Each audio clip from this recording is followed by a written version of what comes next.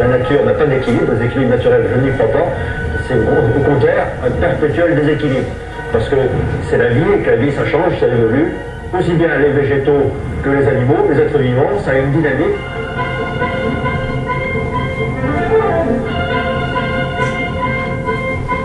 Ce qui est favorable pour le gibier est aussi favorable pour d'autres espèces. Si c'est bénéfique pour le perdreau, c'est bénéfique pour les passereaux. Si c'est bénéfique pour les passereaux, c'est bénéfique pour les prédateurs. Si c'est bénéfique pour les prédateurs, c'est bénéfique aussi pour les insectes, etc. Pour les espèces en général, pour les animaux, qu'est-ce qu'il leur faut? Il leur faut de quoi manger, de quoi se mettre à l'abri. C'est un réservoir pour la ville de Paris. Et à la périphérie de ce réservoir, on a des zones agricoles qui sont très favorables à la grue cendrée et à l'oie. Les populations étaient déjà présentes et elles se sont considérablement développées, montrant ainsi la capacité des espèces à s'adapter à un milieu complètement transformé. Puis, alors, la mère elle chante. Hein. Un peu. Même en boîte, elle les appelle. Elle fait un petit coup de jeu, elle s'en fait mourir. Un peu fort, en 10.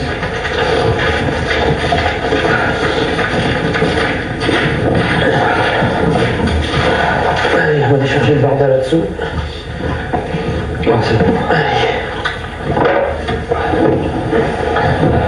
Vous avez choisi cet endroit-là en fonction de quoi? Parce qu'il n'y a rien dans le paysage. Là. Il y a des fils de fer barbelés, du brouillard. Il y a que on a des arbres.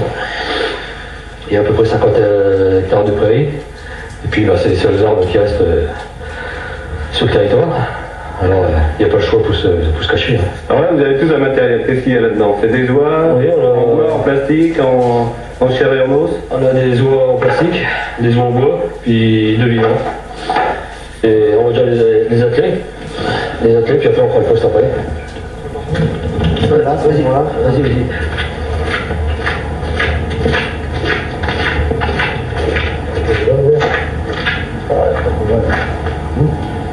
Doucement, hein. Doucement, gros. Doucement. Alors, c'est bien. Allez. Bernard, c'est le mal? C'est le mal, oui. Il faut les mettre comme ça ou c'est le hasard? Non, faut essayer de les mettre pas trop loin pour qu'elles puissent se voir et s'appeler. Elles entendent leurs congénères devant? À peu près une centaine de mètres. Surtout les vols, quand ils arrivent, ils concanent. Si les vols, ils concanent, là c'est bon.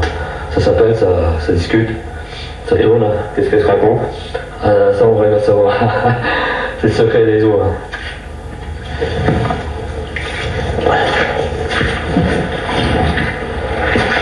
Et vous les disposez comment, les plastiques?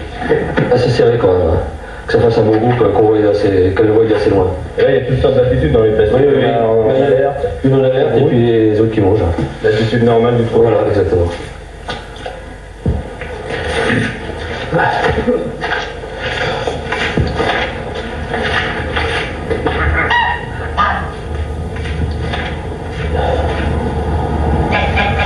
Elles vont venir se poser. Non, les premières, il y a toujours un peu les éclaireurs qui arrivent. Entre 3 et 4, les premières volées, elles viennent déjà inspecter les lieux. Elles inspectent, elles font un tour, elles repartent, et puis après, on a des grosses volées qui arrivent. On considère que c'est une chasse de plaine ou une chasse au marais? C'est la législation appliquée au gibier de plaine qui nous oblige donc à respecter les heures légales et à avoir certaines autorisations comme pour l'utilisation d'un plan. Puisqu'effectivement, il n'y a aucune mare ni hutte. Donc on est totalement dans la législation de type chasse de plaine. Bon, allez, Bernard. Comment ça se lever là? Ouais, on va se lever. Ça va pas tarder là. Ouais. Ça tourne fort. Hein. Ouais. Allez, dessous. On se met là-dedans. Tu peux attendre. Allez.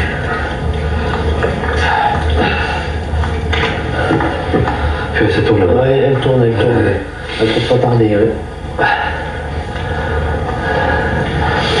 Ah, ça marche pas tous les coups. Hein. C'est pas facile. On va pas en crocheter une aujourd'hui. Ça va pas. Elles ont du mal à monter quand même. Ah oui, faut y aller là. Ces oies qui veulent pas venir jusqu'à nous, elles viennent d'où? Elles viennent du lac du Der, qui est à peu près à 2 km avant l'oiseau d'ici. C'est un grand lac. Il y a à peu près 4000 hectares. Ça a été créé pour réguler les inondations sur Paris et puis alimenter la ville de Paris l'été. Et le DER leur apporte quoi alors? Pourquoi ils vont se remiser les pieds dans l'eau? Elles sont remises au vert du fait de la quiétude du site et de l'immensité de la surface qui leur permet effectivement de s'ébattre sans être dérangés. C'est un grand reposoir d'hivernage et aussi de migration. Hein. Il est rentré à l'heure actuelle dans l'axe migratoire des espèces migratrices.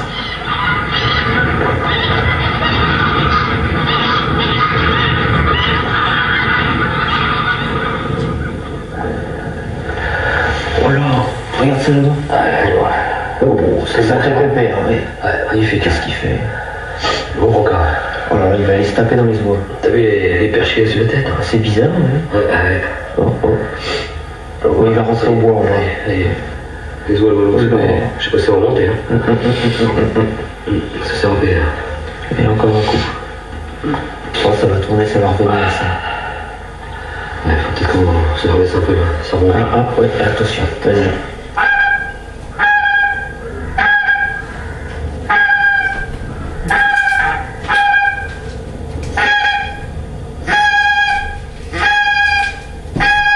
Oh bah tu fais venir les grues. On est sauvés avec ça. Ah, ça va. Bon, attends, on va laisser passer. Ouais. On donnera un coup après. Ouais.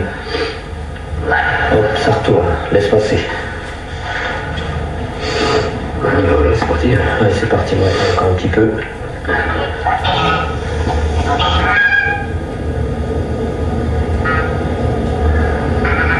À quel moment vous tirez? La portée en 25-30 mètres Maximum. maximum. Tir en vol? Ouais. Toujours en vol. Toujours voilà.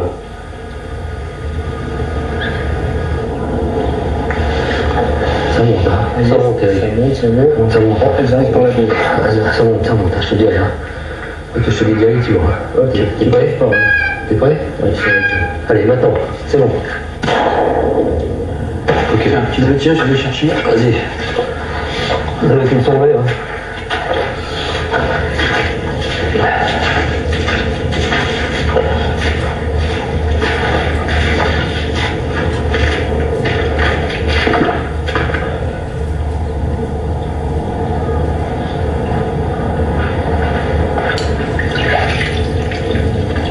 Une belle cendrée.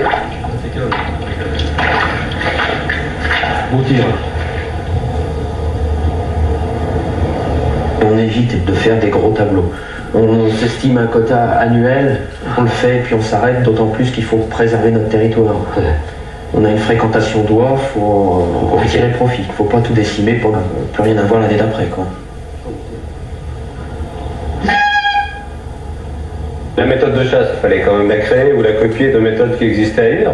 On s'est un peu inspiré de journaux, de reportages télévisés sur la chasse des oies dans les autres pays. On a fait une jonction entre le territoire et le mode de chasse du gibier d'eau. Et on est arrivé à cet ensemble qui fonctionne d'ailleurs très bien. Si c'est les seuls. Il y a quelques amis qui chassent quand même de l'autre côté, mais sinon, pratiquement en pleine, on est les seuls qui chassent avec un attirail comme ça. Qu'est-ce qu'ils disaient les autres alors? Je sais pas, on y aura jamais demandé, puis je pense qu'ils nous prennent un peu. Ouais,